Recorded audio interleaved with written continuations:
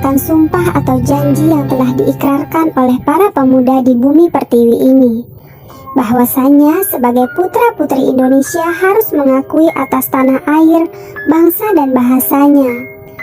Dalam Sumpah Pemuda ini, para pemuda bersumpah bahwa Indonesia adalah tanah air tumpah darahnya, serta bahasa Indonesia merupakan bahasa yang mempersatukan seluruh tanah airnya. Di dalam video kali ini kita akan membahas sejarah Sumpah Pemuda.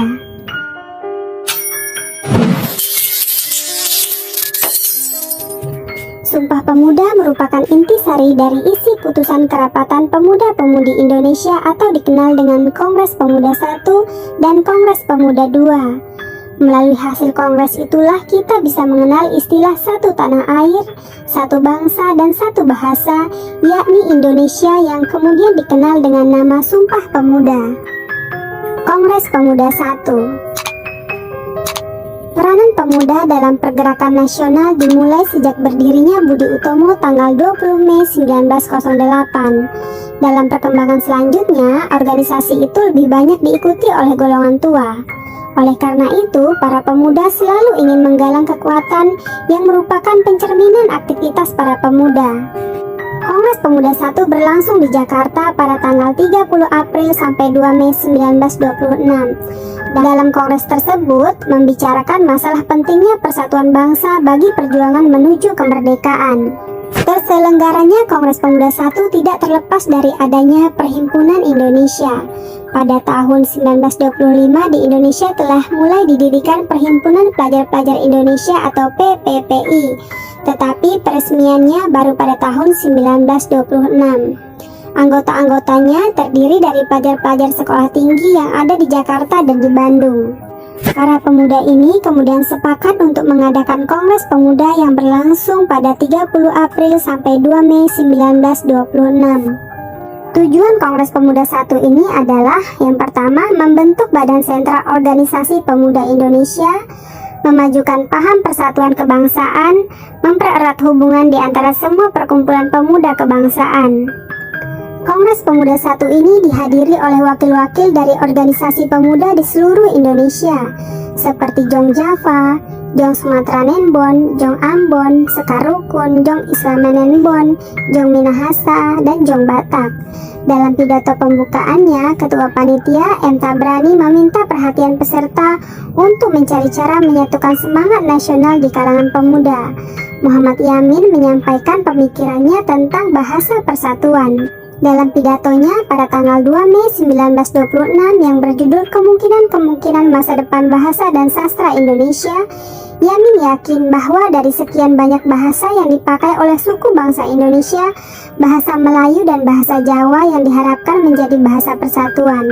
Namun, Yamin yakin bahasa Melayu lambat laun akan menjadi bahasa persatuan atau bahasa pergaulan bagi rakyat Indonesia.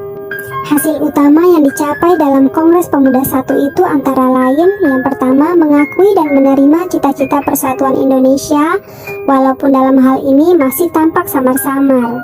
Kemudian yang kedua, usaha untuk menghilangkan pandangan adat dan kedaerahan yang kolot dan lain sebagainya. Jadi, para peserta memang menyadari bahwa pada saat itu masih sulit untuk membentuk kebulatan tekad dalam perjuangan mencapai cita-cita nasional. Kongres Pemuda II.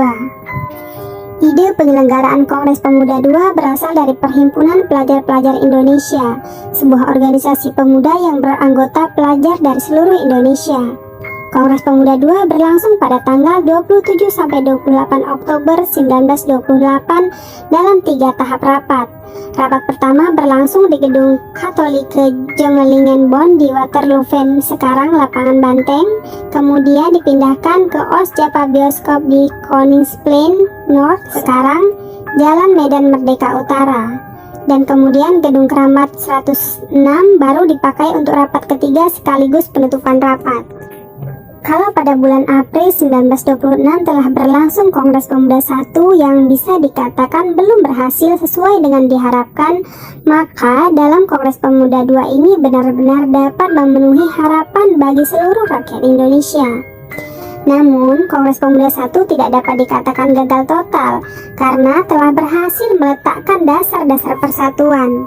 tujuan Sumpah Pemuda adalah sebagai berikut: melahirkan cita-cita semua perkumpulan pemuda-pemuda Indonesia, membicarakan beberapa masalah pergerakan pemuda Indonesia, memperkuat kesadaran kebangsaan Indonesia, dan memperteguh persatuan Indonesia.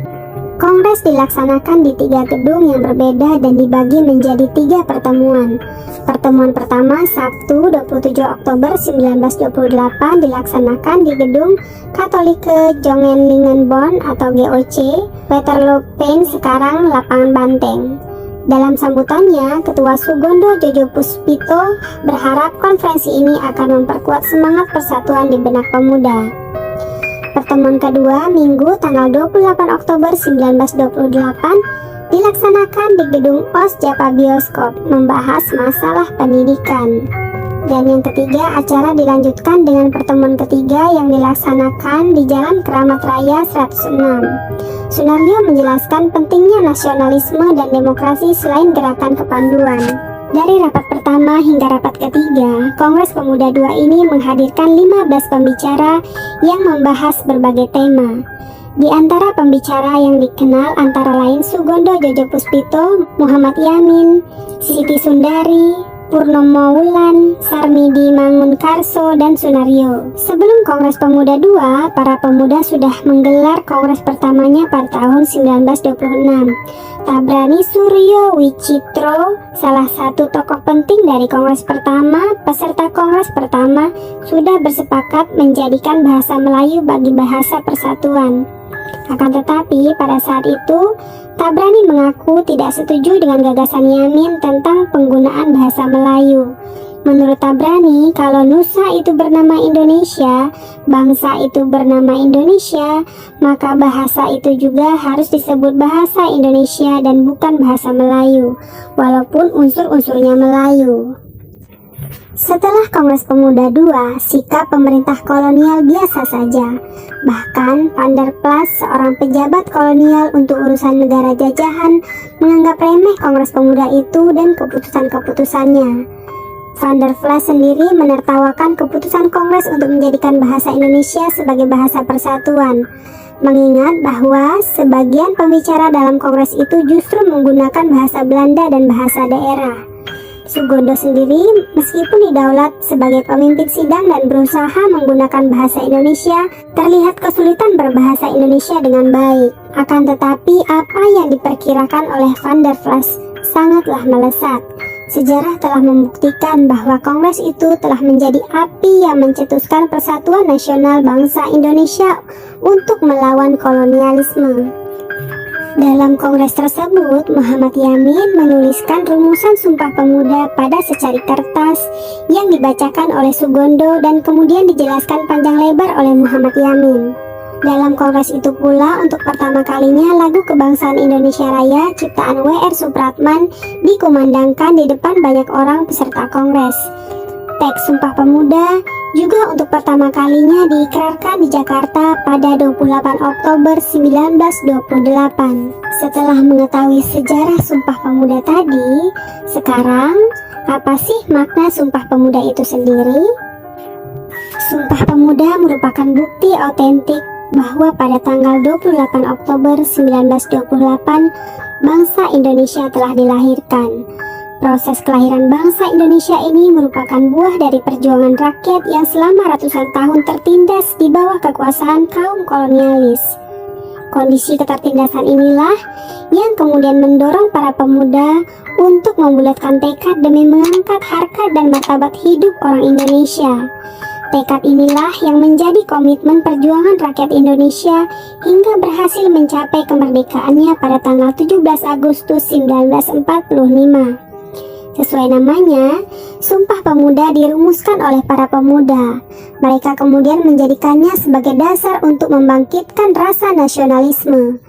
Para pemuda tidak lagi berjuang sendiri, melainkan bersama-sama. Makna Sumpah Pemuda bagi generasi muda terkandung dalam 3 isi penting momen sejarah, yaitu bertanah air, berbangsa, dan berbahasa. Apapun makna dan pengertiannya, satu hal yang pasti adalah bagaimana momen ini harus dijadikan sebagai titik untuk mempersatukan bangsa Indonesia. Demikian tadi penjelasan mengenai sejarah dan makna Sumpah Pemuda. Terima kasih telah menyimak video ini. Saya Fitriani, sampai jumpa.